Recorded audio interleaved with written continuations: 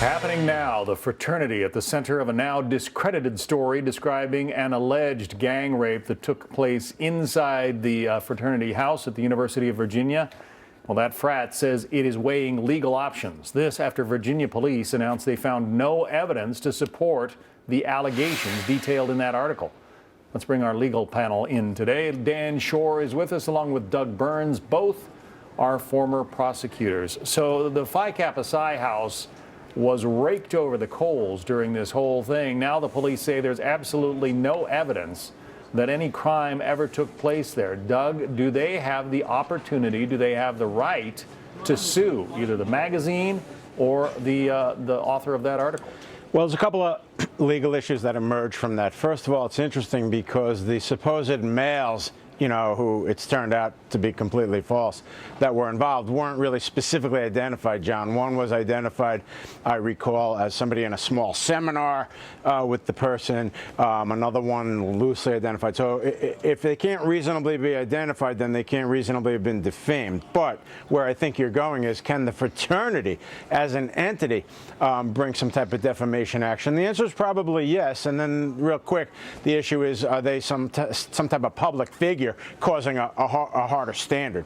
The fraternity apparently, Dan, issued a release that said it had been recklessly and prejudicially, the article had recklessly and prejudicially thrust the brothers of Phi Kappa Psi into the center of a national debate. I know that some of those fraternity brothers had to move out to hotels and so forth during this controversy because, stuff was being thrown at the fraternity house, windows were being broken. They were scared for their lives, apparently.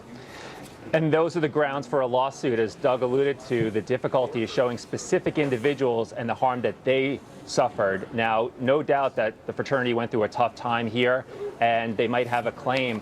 Another tragedy out of this also is that sexual assaults on college campuses are a major problem in this country, and universities have been criticized justly for not doing enough.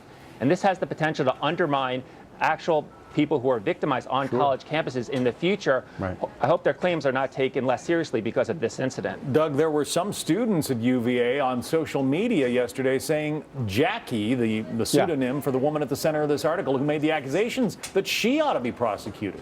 Well, yeah, I mean, look, if she makes a false allegation of sexual assault, I mean, my God, of course, then there's sort of the interlocking step of what was actually said to the Rolling Stone reporter and so on. But I agree with you. But I want to amplify Dan's point, which is you have a serious issue that needs to be addressed. You get a false report like this, sets back the movement quite a bit. Yeah. Somebody yelled fire in a crowded theater. Boy who cried wolf. To bad effect. All right. Doug Burns, Dan Schorr, thank you both. My pleasure, John. Thank you. Well, keep it here on Fox for breaking news on the tragic plane crash in southern France. 150